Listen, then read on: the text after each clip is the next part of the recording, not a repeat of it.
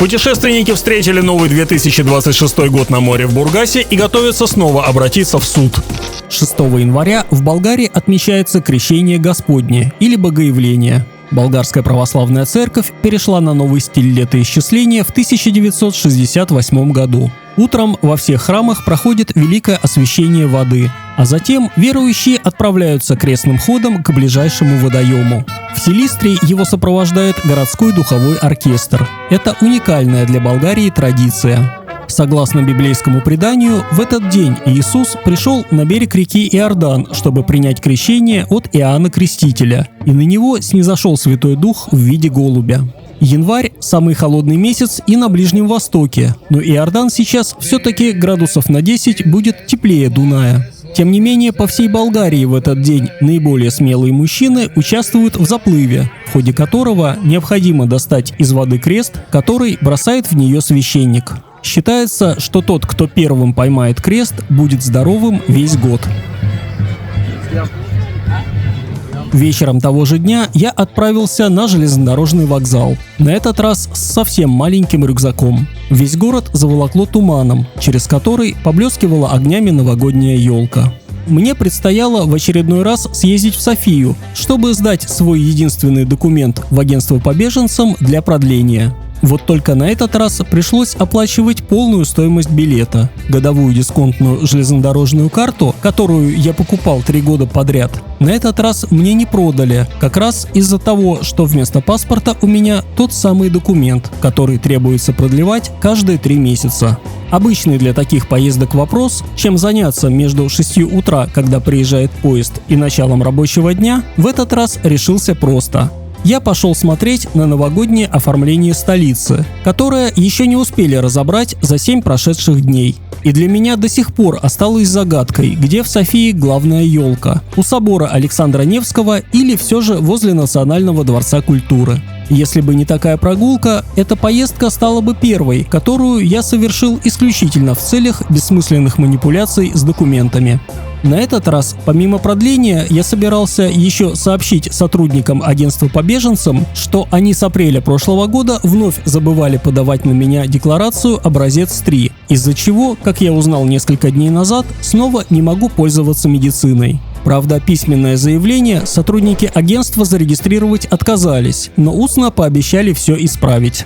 Надо не забыть сохранить билеты с этой поездки, чтобы приложить их к иску, который я хочу подать на агентство по беженцам за их забывчивость. Вдруг случится чудо и мне их оплатят. Уже к обеду я вернулся на вокзал, чтобы ночью оказаться дома.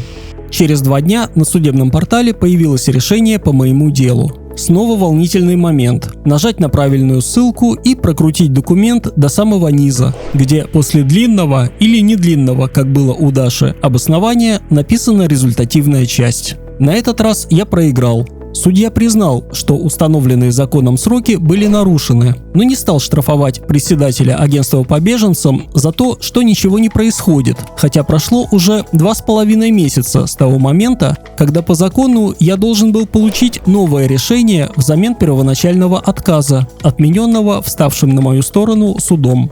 Ну, в общем, новогоднего чуда не случилось. Зато наступившее похолодание упростило осознание того, что спустя 3,5 года бессмысленного ожидания пора что-то менять, например, страну. А в Аргентине, куда мы собирались в случае чего, сейчас лето.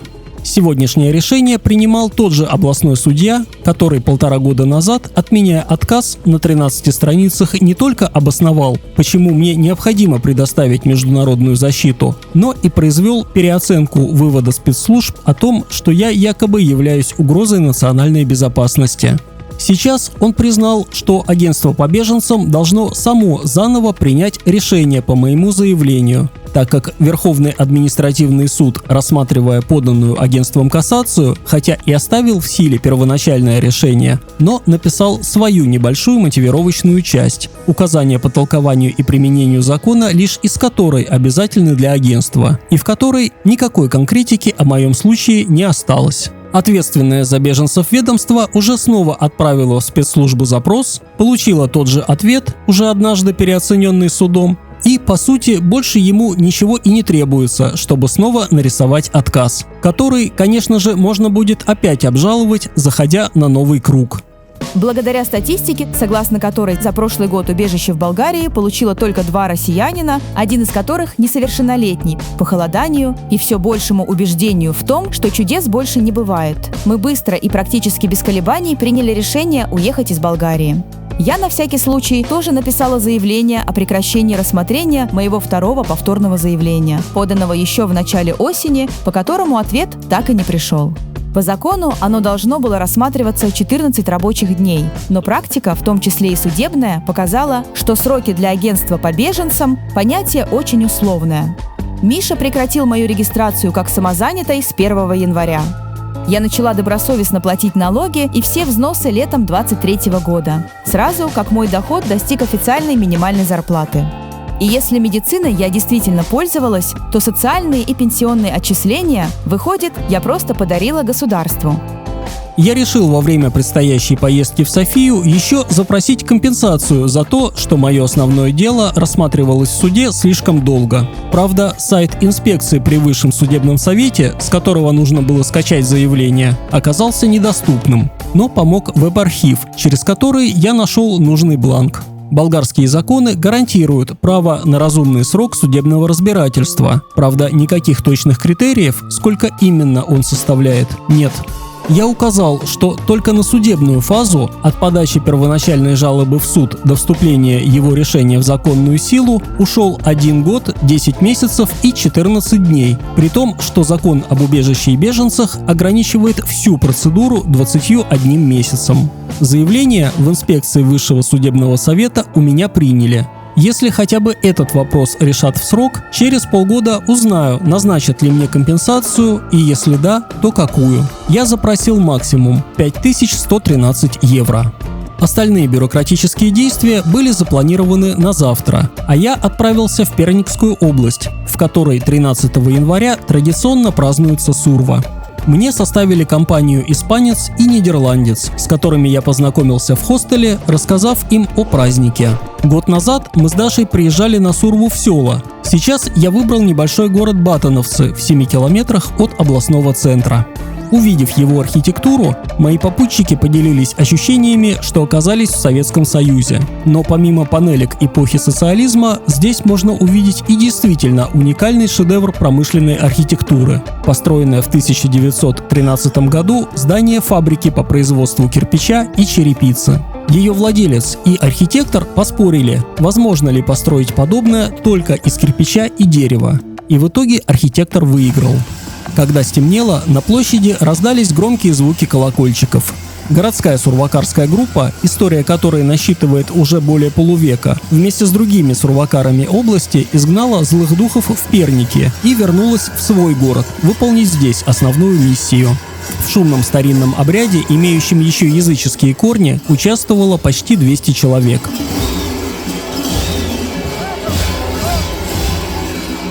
Еще одна установившаяся традиция – поездки групп друг к другу в гости. Хотя еще несколько десятилетий назад их незапланированная встреча могла перерасти в большую драку.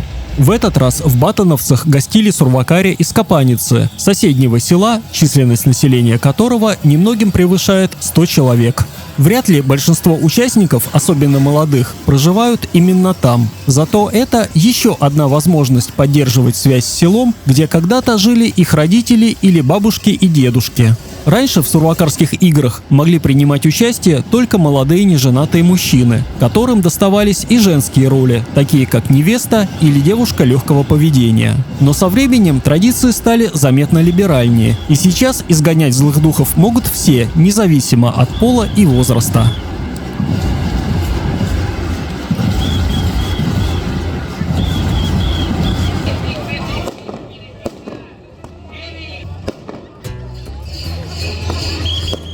Под залпы праздничного фейерверка мы сели в последнюю на сегодня электричку, шедшую в столицу.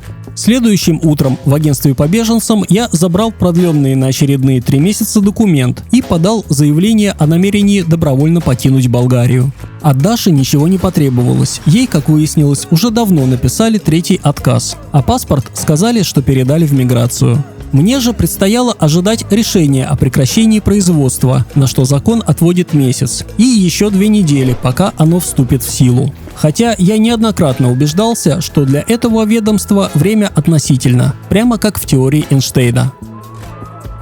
До обратного поезда еще оставалось полдня, и я решил пройтись по северным окрестностям Софии, где, разглядывая вчера карту, заметил некие заброшенные урановые рудники. Раз уж, несмотря на решение суда, меня снова записали в угрозу национальной безопасности, наверное, нужно было хоть как-то этому соответствовать.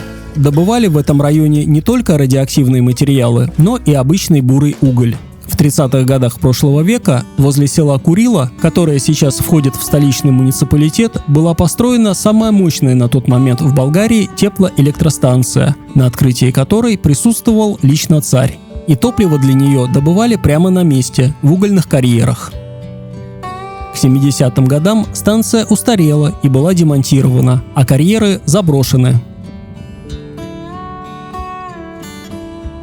Затем я отправился в сторону Кытина, в окрестностях которого на карте отмечен некий природный феномен. Над селом возвышаются кресты монастыря святых 40 мучеников, построенного десятилетия 3 назад на месте своего предшественника, действовавшего, как считают историки, еще во времена Второго Болгарского царства. Я поднялся еще немного выше, зашел в лес и увидел то самое скальное образование, которое на карте называется Кытинские пирамиды. Действительно, необычное и интересное творение природы.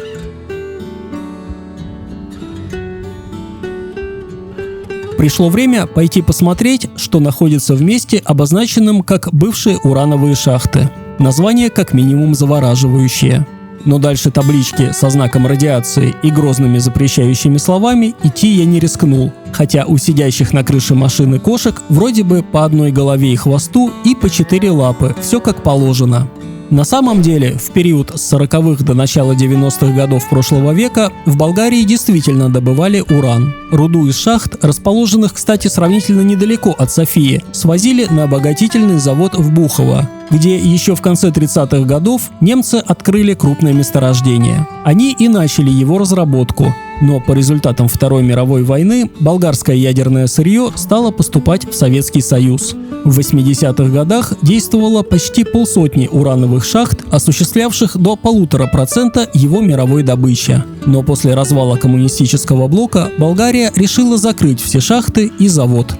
В следующем выпуске путешественники спустятся в пещеру ледяника и увидят Дунай в западной части Болгарии.